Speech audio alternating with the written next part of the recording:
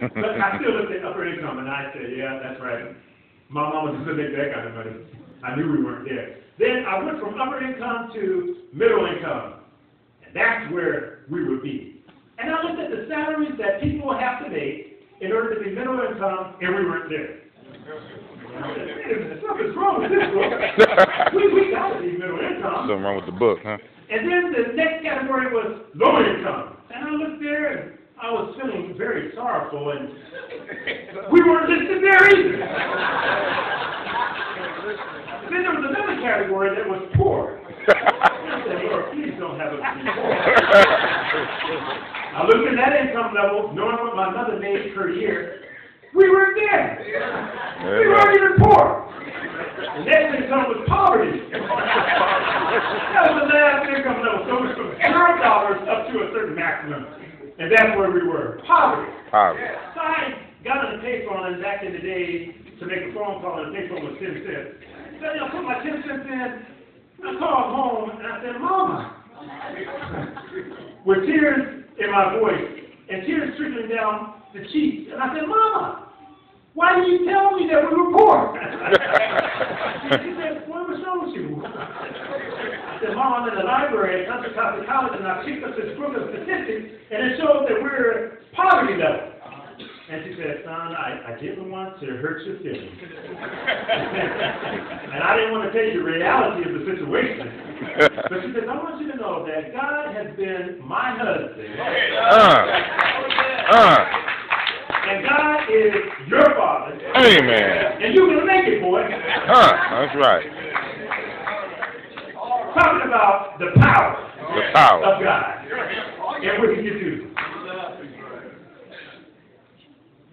You know something? My mother, and a lot of you don't know this, but she was born, and the bulletin kind of talks about it, the program kind of talks about it. She was born in Arkansas.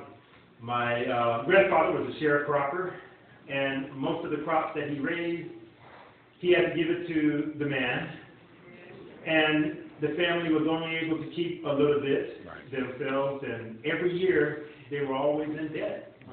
Couldn't get off the property. Always they were stuck. And my mother was one of many children that back in the day they had a bunch of kids because they had to have a bunch of kids to go to the farm. That's right.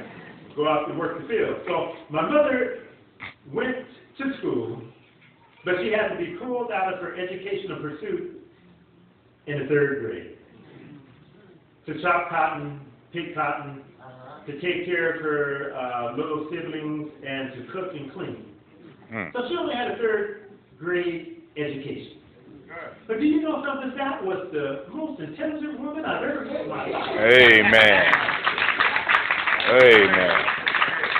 That woman had some common sense. Common sense. That I had not ever seen before. Amen.